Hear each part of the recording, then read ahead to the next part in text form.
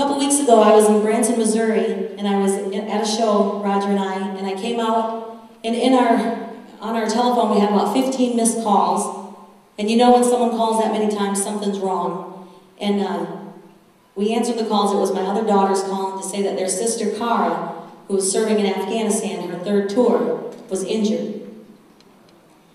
And she's going to be fine, and she's healing and recovering from that right now. She was on a dismounted mission with about 10 or 11 other soldiers, and they were going into another village to hand out presents and become friends with them, and that's what they do. And because the terrain is so tough over there, they have to hike it in. So they were on their way back, and they came across a roadside bomb. And the couple soldiers that were in front of Cara kind of shielded her injuries. And I'm thankful for that, but they didn't fare out so well. You know, some of them lost limbs, and their families have to live with that now. And so I want you to pray for all of our men and women that are fighting for our country right now. But I wanted to introduce you to my daughter, Cara, who's here today.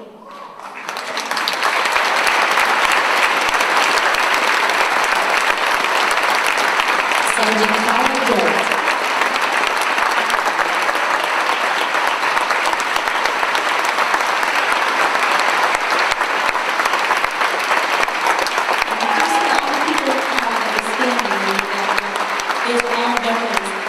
And they want to thank you too for the service that you're doing. You want to talk to the folks at all today? Oh, wonderful. Yesterday I had her come in and I asked her if she wanted to talk, and she said no. And I said, well, do you want to sing a song? And she said, absolutely not. She said, I remember I was out of tune as a kid. And it hasn't gotten too much better, she said. But Cara, I want you to talk to the folks here. I don't remember being out of tune. You remember that. I'd like for the veterans to stand again, please. I have something to say to you.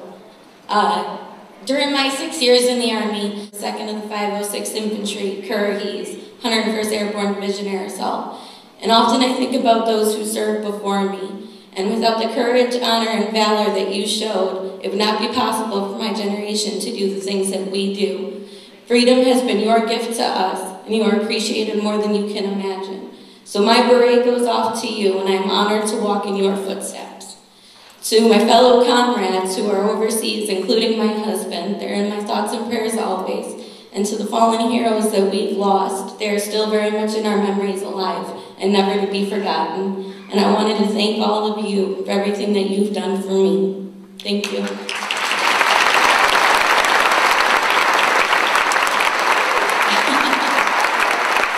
Now I see you have a flag there, Cara. I want you to hold this thing up because it's so pretty.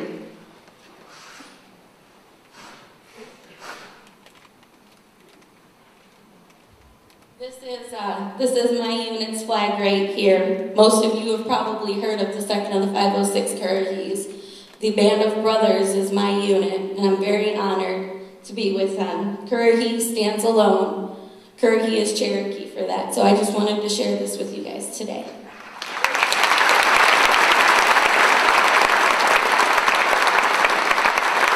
Now, I'm looking at her. Let me hold this thing for a second here. I'm looking at you, Cara, and you've got a lot of wonderful badges on, and 2 of them are Purple Hearts, because when she was in Iraq, her first year, she got a Purple Heart.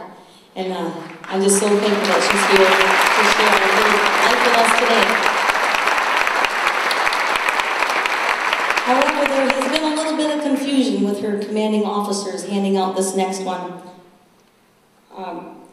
Good Behavior Medal.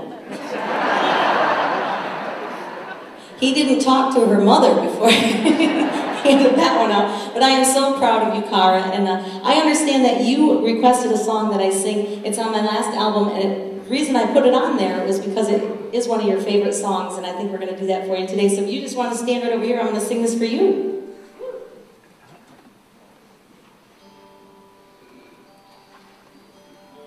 It's not a real happy song, but you know what? Folks that have lived this song, they'll know what we're talking about.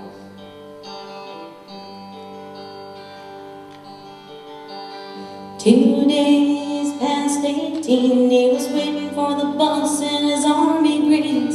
Sat down in a booth in a cafe there, gave an order to a girl with a bow in her hair. He's a little shy, so she gave him a smile. And he said, would you mind sitting down for a while and talking to me? I'm feeling a little low.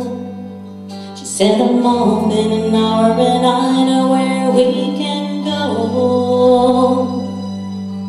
So they went down and they sat on the pier. Said, I bet you got a boyfriend, but I don't care. I've got no one to send a letter to. Would you mind if I send one back here to you? I cried, never gonna hold the hand of another guy. Too young for him, they told her, waiting for the love of a traveling soldier.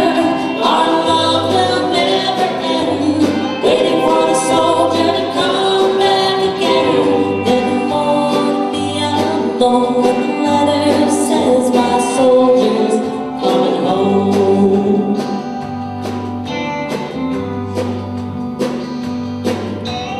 Letters came from an army camp in California, then Vietnam. He told her of his heart, and it might be love, and all of the things that he was so scared of. Says when it gets kind of tough over here, think of that